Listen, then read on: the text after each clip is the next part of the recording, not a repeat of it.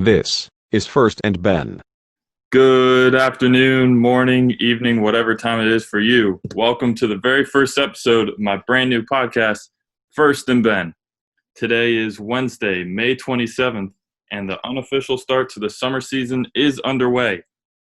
Honestly, at this point, it's already felt like summer for most people with being home for so long and classes already finished. Might as well be summer. My name is Ben Garcia, and I want to thank you for tuning in today. I'm going to try to have a guest on most episodes to get the perspective from people, from many other athletes, people that just love sports, whatever it may be. Joining me today, an LSM and defenseman from Baldwin, New York, played 3 years of lacrosse and soccer in high school, along with 1 year of football. When he's not on the lacrosse field, he's either cooking or he's in the gym. From the men's lacrosse team at the University of Hartford, number 21, Malcolm Bell. Malcolm, thanks for taking the time to talk today. No, thank you, man. What's going on? Not much. Good to catch up again. Been a minute. It's always good. It's always good. Yeah, definitely. All right. And to kick things off, as I remember from last year, we'd have a lift at 7 a.m. on a Friday, and it would be Thursday night, and you're in the gym. And I would always think you were crazy for that. But with you, your passion for lifting and being a Division I athlete yourself, and me and myself as well, and with this whole quarantine going on, how have you adjusted your workout routine while at home, and how have you been able to get the conditioning, get the lifting in while not being able to go to a gym? Man, I gotta say it's different, man. It's tough. But I think just sticking to the basics, that helps you with a lot of things, If you get like a simple pull-up bar, like I've just been grinding the pull-up bar. That's been helping a lot. Definitely a lot more like calisthenic workouts, body weight workouts and stuff. I started running a lot more since I've been home, like just going out for jogs, 3, 4, or 5 miles, getting a little more distance than I used to. Yeah. Also, I got into something new. I got into jump rope. Like I wanted to get my footwork a lot better, so I started jump roping, and that's been keeping me busy. Like I love to jump rope now. Yeah, that's something. Since my goal personally is to try to dunk, as a big basketball fan and everything. I've been trying to get into jump rope. Do you have like a certain routine? Do you like just look it up for what to do for jump rope? Honestly, yeah, I do a little research, but honestly, I just go outside and just try to do new things that I've seen, and just work on that until I do it. Like obviously, it's a lot of failure and stuff like that, but once you get like a certain movement down, like it's dope to see all that hard work, what you're doing out there. Mm-hmm. Yeah, definitely. Yeah, what was that movie? Like, I don't know if you ever remember that. It was from like middle school. I feel like there was some type of jump rope. It was like some Disney movie. I don't even remember. Are you talking about Jump In? Yeah, Jump In. Who's the guy? Was it? Afro. Yeah, he had. Yeah. Oh my gosh. I don't know why that just came to my mind. Yeah. Oh my gosh, Jump In. Oh. Yeah, I can't do that. You're taking me back, man. That was it. Oh man, yeah. What type of like if you were to work out tonight, what would you kind of suggest to people for an athlete to stay in shape? Since obviously we can't really play right now. I mean, a lot of people do have dumbbells if they're at home, so you can do like a lot of dumbbell workouts. I guess most people don't have them like, as a heavy weight, like, not like 50, 60, 70, stuff like that. If you have like a 25 or 35, just do, get a set workout and do it just a lot of repetitions. Really like condition your body. Do a lot of push-ups, sit-ups, ab work. You can really challenge yourself working on your abs at home because you don't really need, weights to work out your abs, So literally just focusing on, I guess, the workouts that kind of just tone your body at this point instead of just lifting heavy because you don't have access to the gym. So doing that, I guess, just building more strength, and then you get back in the gym. You don't have to be as huge, but you want to be strong. Yeah. Yeah. And then, as I was joking about with you, either being in the gym or Chef Malky B, as I heard you're referred to back at Hartford. That's what they called me. I was a cook. I do play lacrosse, but I am a cook. Do you have like a favorite like a favorite meal, or like one meal that you love to go to after a workout? One meal, man, that I love to go to. Man, I love to cook like either like a tuna steak or like a swordfish steak. I love that. Oh, swordfish steak, those slap. Oh my. Yeah, bro. It's like good protein, tastes great. Cook it just right. Mm-hmm. You can get yourself some good sides with that, and it's perfect. It's a good meal. What's your favorite side then, to add that on? Man, it depends. I usually saute some spinach. That's good. Mm-hmm. Or maybe like just a different pasta. Maybe like a pesto pasta or like Alfredo. Yeah. Yeah. Yeah, those are. I didn't have a kitchen this year, so I had to deal with Hickey Dining Hall, the lovely Hickey Dining Hall of St. Bonaventure. Man, I feel like a lot of things with the school, like sometimes it's not as bad. You just got to know where to go. But a lot of times it's just like sometimes it's not always the best. But no, there's definitely a lot of good options. You got to find it. Yeah. I remember the very first weekend last year when we had the scrimmage. I went and got some eggs beforehand. Oh, that was a mistake. Yes. That's just right. You learn how to navigate. Never the scrambled eggs, though. That's just the one. Yeah, you were always the fried eggs guy. Grab like 4 or 5 plates every morning. I would love fried eggs, man. See, if you want to get big, you got to eat big, man. I was trying to eat. I was trying to put on a lot of weight. And lacrosse was just like the cardio. I was kept on just slimming down, but I was eating trying to eat a ton to get that weight back up. Mm-hmm. Yeah, that's something that a lot of people don't really understand from the outside looking in. They don't really know what goes in. You have all the 6 a.m. conditioning. You have all the lifts. You have all the practices. Like in the fall, it's just nothing but like a true grind. And then if you don't eat well, then you're just going to lose weight. I remember I lost something like 12 pounds the first few weeks last year. And I'm like, what's going on? And then obviously I was able to put it back on once I was able to eat the right food, find the right balance and everything. That's just what a lot of people really need to stick to if they want to be a collegiate athlete, even in high school. Yeah. Some schools, they just have so much grind and so much work that you got to find the right foods to eat, put the right things into your body, and so then it can help you on the field or on the court or whatever sport you're playing. Yeah, man, you got to be really diligent. Honestly, you just got to schedule that out. That was a big struggle for me coming in, thinking it was going to be, just like high school and stuff. And then you got to really schedule. You're going to eat this. Then you got to go to class, practice. When are you going to eat a snack? What is, how much protein or anything else, like you're trying to take in any carbs, stuff like that. You really got to see what you're taking in. Yeah, and that's where the fuel station really comes handy. Exactly, coming right out of practice. Get out of the lift, grab the chocolate milk, grab something from the fuel station and head over to class.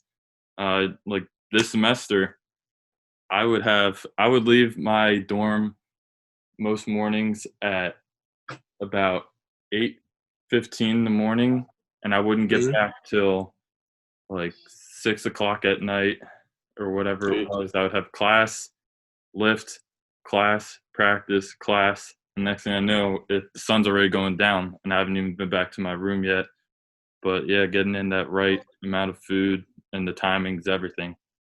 And staying on the topic of food, I know you're a big advocate of pizza, and trying to say that pizza's the only good pizza comes from Long Island. So I'm going to give you some foods and tell me where you think the best food comes from. So pizza, where would you think the best pizza comes from? Man, I would say, really thinking about it, just as like a calm little spot, that's like always like a go-to for me, is Stella's on Long Island. Stella's? Where is that? I'm pretty sure it's in Wanta. Oh, now I got. Yeah, I know. I might have been there, actually. I think I went there. Yeah, their the deep sprinkles dish are good pizza, place. the chicken bacon ranch or the buffalo, that's some high-end pizza. I'm not gonna lie, it slaps. Some good pizza. Yeah, I want to say Stella's is where we went. It was pretty good pizza. Yeah, when we would go out to play Wantagh or Lindenhurst. And then, because Jim Perry, being from Jersey, would try to say things about the New York versus Jersey battle for foods. I don't really think there's a competition. I don't know if there's any food that Jersey can beat New York in, honestly. Talking that talk. I'm just gonna say that. Not the bagels, not the pizza. I don't know what else they would want to battle, but I personally, there's nothing that New Jersey can beat New York in. I like it. I respect it. And so would you say who would have better bagels then, Long Island or like because I know there's Manhattan Bagels, the place, but who would have better bagels? I say I've had some pretty good food going into the city. I forgot what place. It's in Brooklyn, but it's like, these places have been open, for a long time. And, tradition of just cooking there, their bagels and deli stuff. And it's like, it's real. So I think, honestly, there's good places on Long Island, but I feel like going with my family to the city, like if you go into the morning and then you get a bagel, I feel like, city probably takes it. I gotcha. I've been there once and gotten bagel in the city. It was pretty good. Yeah. Haven't gotten it on Long Island though. You need to get a bacon, egg, and cheese from New York. That's what you really need. Bacon, egg, and cheese. It'd be one of the best things you taste in your life. I just ate dinner and I'm still hungry. So thinking about that. Yeah. And the next topic, that it really holds close to my heart, and to everybody from Philly, if you're really from Philly area, a good cheesesteak. Now, I'm not talking about that Geno's or Pat stuff, that tourism trap that they try to get you to fall into. And every person from, over an hour and a half away, like, I love Geno's or Pat's. That's my favorite cheesesteak, but don't be a tourist. D'Alessandro's. Now, you know how I got at Commons last year when there would be Philly cheesesteak wrap and all that. It was authentic, I think. I think it was pretty authentic. Oh, man. Good cheesesteak. They had something. It represented, it did Philly, it did it justice, That's a good cheesesteak coming out of Hartford, Connecticut in the school caf. I think that's good.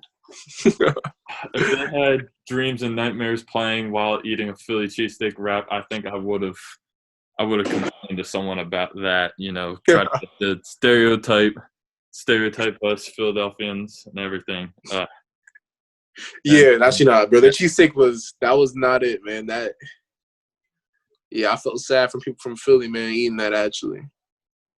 For anybody who actually ate a good cheesesteak and eating that, I would feel bad. And now that you had the true Philly cheesesteak at D'Alessandro's, what was your thought on that? Man, after I got to think, because I had D'Alessandro's last year, man, and I'd had a cheesesteak in probably around like 10 years, man. I think the last one I had when I was like 9 or something like that. Mm-hmm. So I had that, and I'm not gonna hold you. That thing was pretty good. Yeah. Yeah. I remember after the Holy Cross scrimmage, we went out to eat with your parents. You're like, yo, they got a cheesesteak. And it came with like peppers, and it wasn't even like true shredded meat. I was like, what is this? Glad you got the real Philly cheesesteak in D'Alessandro's. Man, I'm not gonna lie. I think that was the best Philly cheesesteak I had, to be honest. I don't think anything else topped that, man. Talking about that. Yeah. And then transitioning to the last part of the food category, post-game tailgate food. Now, if you had to take over the tailgate, what food would you say is a necessity at a post-game tailgate? At the post-game tailgate, you know what, man? We're going to need, it's an essential, man, mac and cheese, pasta Alfredo for sure. Man, for me personally, another essential's got to be some hot wings there. I gotta love that. Definitely stuff like garlic bread, man, like burgers. You know, the type of chicken, man, we can grill or smoke chicken, like depending on I guess depending on the mood, but like, man, just get the basics. Get the basics and just make it different. Mm-hmm. Good mac and cheese, nothing fake. Get all the carbs. Definitely burgers. Hot dogs, sausages, all that. Yeah, if you get the grill out at a tailgate, Yeah, then it's over. It's game over. Yeah. Again, I'm salivating just thinking back. Some tailgate food. Oh man. And then we'll go on to the next category: pro sports versus collegiate sports. Now, obviously, we're college athletes, so we play in that category. We don't play pro. So taking a step back now as a fan, if you had to watch, let's say, lacrosse? We'll break it down by sport. Lacrosse. What do you enjoy watching more? College lacrosse or pro lacrosse? I really enjoy watching pro lacrosse, to be honest. Like, Is that interesting? But go ahead. Yeah, I mean, college is dope, and really seeing like the young talent, man, come through and play is crazy. And I feel like it's really entertaining. It's a lot how people play for pride, play for their school, play for tradition. And, it creates a different atmosphere in college, but in the pros, it takes it to a different level. The pace of the game is so quick. You really see people who have devoted their life, before college, after college, to the game, and you see how good they can be, Yeah. In college, the athletes are good, but, they're still maturing. They're not at the prime. You see them out of college and they grow and they mature. I think it's crazy to see how good, players can actually get. So that's why I love, like, watching the pros. Like, it's crazy to see the best guys, do what they can do. That is true, yeah. Yeah, I would have kind of persuaded me there for lacrosse-wise. Yeah, I guess especially with the PLL now. It's different. That's ran. That's a man's game, man. Really watching it, people are like, this is lacrosse, because people who have never seen lacrosse and then watch the PLL or the MLO, it's like, wow. This is a game. They think it's like soft and they don't know. Or not, depending on their exposure to the sport, Yeah. You really see this is a tough game. Yeah. Yeah. And seeing those guys, when you step into your first college game, just the physicality between college and high school is so different. drastic. And then when you get to the pros, it's again a whole nother level. It's just those guys, they're like in their mid to late 20s. They're at their peak, like just body build, so strong. It's even faster. Just everybody's stick skills are insane. I mean, you just watch some of the guys, just how fast they shoot, like 100, almost 20 miles per hour, and then they can just throw a behind the back pass on the dime from about 30 yards Exactly. Out. It's like the skill that they have is crazy. It's unbelievable. Yeah. But it's dope to see that, like, people that are in college or in high school, like, this is the work you got to put the work in. You never know where you can end up. From any school, any place, everybody can get there if you work. So it's crazy to see. Yeah, and then changing sports. So I would say probably the two sports for me that I would say pro is better are lacrosse and hockey. I mean, I'm still not the biggest hockey guy, but football and basketball, I would have to say college is better, just because you were talking about, again, just that whole pride thing of playing for your school. And you just look at the college basketball games, the student sections, and just the creativity. How crazy it is, yeah. I mean, Hartford had a pretty good year this year. I mean, they made the America East. How were the basketball games at Hartford? I feel like they were good. I feel like this year more people were coming to the games and the team was doing good, and just like the atmosphere there was like It was really good. It was like they got to the American East Finals, and then the game was canceled because of COVID. But, you know, it would have been really dope to see that game against Vermont. But, I mean, yeah, man, the atmosphere has just changed. Like, it's just dope. Yeah, yeah, and that, like, St. Bonaventure, it's crazy. And even at the bigger schools, you look at a Duke, North Carolina rivalry game. You look at Yeah. Kentucky or Kansas basketball games, and then you look into football.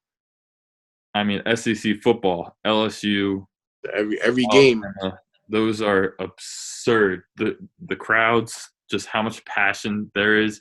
And then you look at, no offense to, like, Jets fans. I know one of my coaches is a Jets fan, so Coach Connors, if you're listening to this, I apologize. But if you look at those games and Chargers games, not a lot of people go to those games and are as, like, take so much pride in that. And then just the athlete side, just those guys, some of them become spoiled. You know, they think, I've made it to the pros, I have multi-million-dollar contracts. I'm making, Dak Prescott. I want more. It's like, you haven't gotten to the playoff. You haven't won a playoff game before. You haven't gotten to the playoffs, and you want all this money. And then you look at the college athletes, they're not getting money. So it's, I'm going to work my butt off to get to the pros. I'm taking pride in my university so I can go win a national championship and get to the pros, which is why I believe in those sports, just the college atmosphere and just the passion those players have just makes it crazy. Yeah, but I think that a lot of times, like you were saying, like, people just get complacent, you know, like, once they get, like if your goal is to become, like, a college athlete, you get there, like, you succeeded in that, but you get complacent because you know you're there. That's like, I was thinking about, you heard what J. Cole was talking about. There was a video I saw, and it was like, some people just want to make the league, and that's a great accomplishment, but other people, like, you know, sky's the limit, you know. Yeah. Like, they're not just making the league and then being like, all right, I'm mature. Just get complacent, you know. Work ethic slows down. You're getting paid a lot of money, stuff like that. Whether you make it in football or any other popular sport, soccer, baseball, basketball, you know. But, like, more athletes, I guess, it depends. You see it at every level: college, high school, you know, pros. You just want to make the team, and once you make the team, you chill out. You know, the work stops. You know, you're not working as hard. You're not putting in as much time. I feel like, bro, you see, like, the great college athletes, the great pro athletes, where those people that just keep working. Yeah. They're not satisfied with just having a great accomplishment, like making the league and making a whole bunch of money. Mm-hmm. Or even just making the league, even though you're not making a whole bunch of money, you know, they're not complacent with that. Yeah. Yeah, I forget who it was. Kobe. Yeah, Kobe's just I don't know if it was his rookie season. I want to say rookie season. Could be wrong. But they were in the playoffs against the Utah Jazz, I think. And, you know, this is a 18, 19-year-old kid right out of high school, and all these other guys on the team went to college. They put in their dues, and now they're playing the NBA.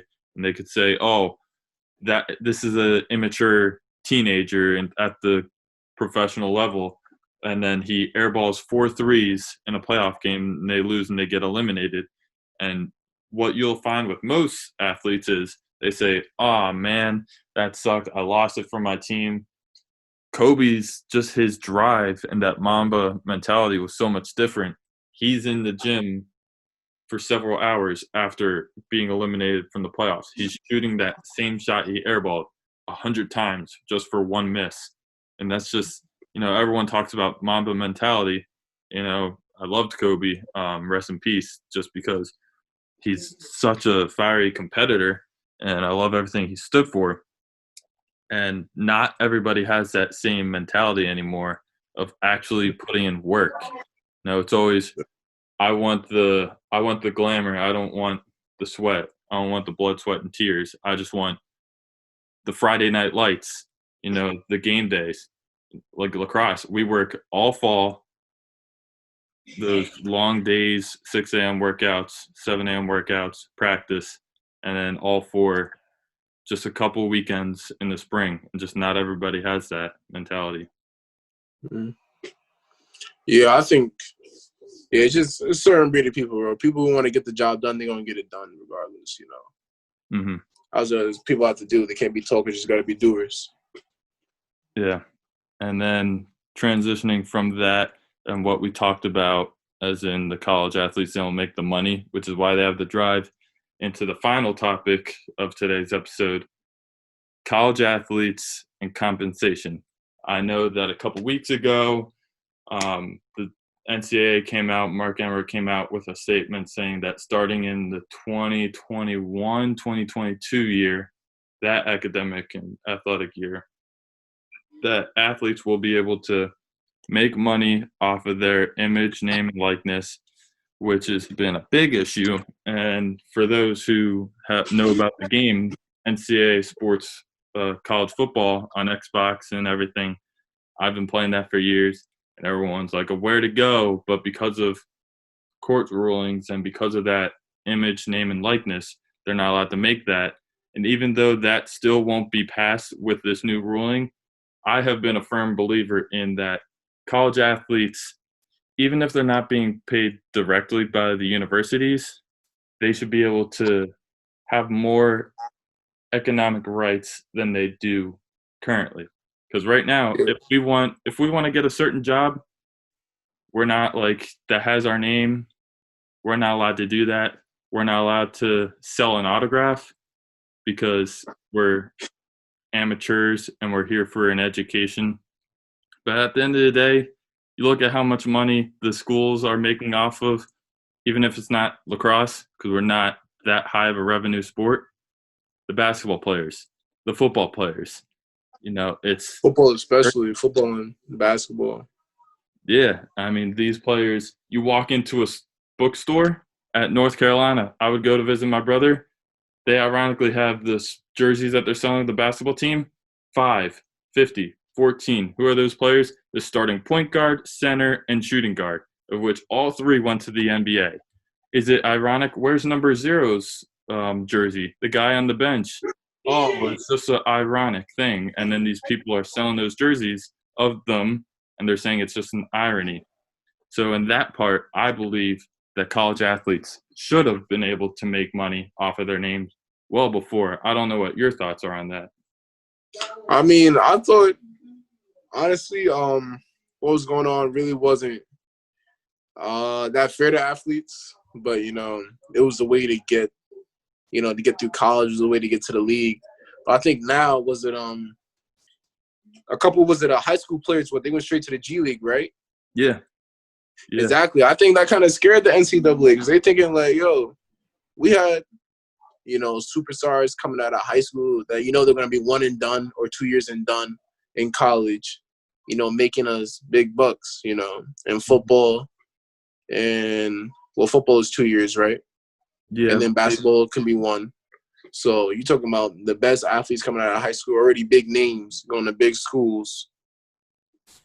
And you see some people now signing already and making that money, like going to the G League. Like, that's a power move for them, Mm-hmm. Instead of just waiting a whole year and they have the talent to play at a professional level. I guess athletes profiting off their likeness, their name and all that stuff. I think it's a step in the right direction. It's going to make people with talent want to play college. And I feel like, I think it's just fair to the athletes. A lot of times NCAA they profit millions off of, the best basketball players, football players, baseball players, lacrosse, hockey. There's plenty of other sports out there. They profit off of all of them. And I think those players should be recognized, and I guess that compensation is just like, you worked hard and this is what you deserve, Yeah. Even though it's financial, you're going about it the right way. Mm-hmm. Yeah, because you look at, like, what was just released with Zion Williamson, that he received money and benefits to go to Duke.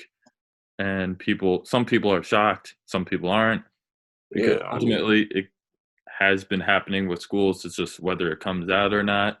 They're like, like, why are they put these penalties on Duke, and the NCAA will do that with other schools. The SMU football team back in the 80s or whenever it was, giving them the death penalty for their program, which basically shut them down. And it's these athletes, they put their bodies on the line. They do everything for these institutions. And like you mentioned with the G League, now for basketball, they're finding a loophole to this. I mean, imagine if LaMelo Ball didn't go overseas but was playing college right now, how much revenue that would bring in for the schools. A ton. Yeah, and now these guys that are going deciding, hey, at 18, I'm going to go play in the G League, make some money. You know, it's not the same as the NBA, but you still make some money playing basketball. You know, they're not going to make any money at college, so they're going to go make some money playing the G League and then go enter the NBA draft, be selected whatever pick, make millions of dollars, and other kids are going to say, hey, I can do this, or I can do the LaMelo path, go overseas, play professionally over there, and then come back. And it's going to be some small schools that aren't getting the kids, or just the big schools, that aren't landing these same caliber of recruits. And it's just going to cause a problem for Mark Emmert and the NCAA and other groups. And by allowing them to be able to make money, you know, if you have another Zion Williamson type of player, sign with Nike at 18, 19 years old, makes that money, and still play for your college, go play there. They'll benefit everybody. Exactly. I think it's another way to keep college athletes in the colleges so they can make money too. So, you know, they need to keep the college athletes here. So the stars, they're going to be like, well, I can make the money that I wanted now. And, you know, maybe I do want to go to college, you know, instead of going straight to the league and experience that, get a degree or whatever. And, you know, I think that's just a good way to keep athletes there. I think it's definitely a step in the right direction. And I think, I guess after this year, we're going to see how it really is, you know, how it's really going to impact the game. Yeah. And being lacrosse, we don't really have all of those recruits and all those players that are going to sign these deals, because not too many of them even sign those deals, I think, out of college into the pros. But it'll be interesting to see what happens if companies like Epic or any of those try to sign any of the big time lacrosse recruits, like anyone out of Syracuse, Hopkins, any of those big guys, you know, Brendan O'Neill that's coming out of St. Anthony's to Duke. You know, in a few years, if one of those companies say, we know you're going to be a top PLL pick, how about you sign with us now? We'll send you some free gear and get you into this early on. So it'll be interesting to see how that develops into our game and into those recruits, even though it won't be many. Yeah. Well, I mean, it's an incentive, you know, for people to really work now, because you're like, hey, if I'm one of the best, no matter what school I'm at, I can really sign a deal, you know. The companies want the people who's going to sell the best. You're going to be the best. So if you're the best, then you're in luck. Yeah. All right. Well, looks like that's all that we've got for today, Malcolm. Thanks again. Thank you very much for joining me today on the very first episode of First and Ben. And thank you very much again. Nah, man. Thank you, man. I love being on the show, man. You know, I just wish, you know, next time I see you, man, I want our 1v1 in ball. You know, I heard you were a baller. You know, I've been balling at home too. You know, that's keeping me busy during the quarantine. You can't really do nothing else. But all I'm saying is next time we link up, I want to see you in ball. Hey, if I come out to the island this summer, I'll have to go over to the park, wherever, go over to the courts and show you what's up. Show the whole family. Like, who's the down, big boy in town now? We know what's gonna happen, but you come on down to the island and you come get the work, you know. All right. All right. Thank you, everybody, for joining and for listening today. And stay tuned for the next episode. Thank you very much.